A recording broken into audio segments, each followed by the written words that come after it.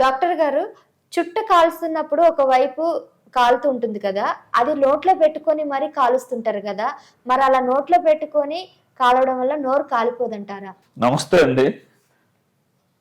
చాలామంది ముఖ్యంగా కొన్ని ట్రైబల్ ఏరియాస్ శ్రీకాకుళం జిల్లా, అట్లాగే అంటే తెలంగాణ, ఆంధ్రాలో చాలామంది, అట్లాగే మిగతా రాష్ట్రాల్లో కూడా ఈ కాలుతున్న భాగాన్ని అవి నోట్లో పెట్టుకుని పొగ పీల్చడం జరుగుతుంది.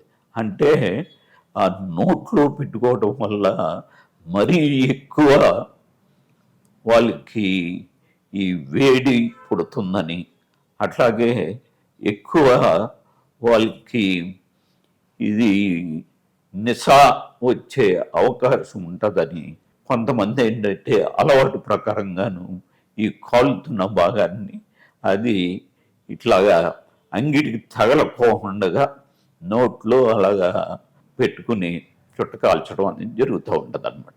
కానీ ఈ విధంగా కాల్చడం వల్ల కొంతకాలానికి అంగిటి భాగం పుండు కింద మారిపోయి కాలిపోయి పుండు కింద మారి అది క్యాన్సర్గా మారే అవకాశం ఉందన్నమాట. కాబట్టి ఈ విషయాన్ని గమనించవలసిందిగా కోరుతా ఉన్నాం.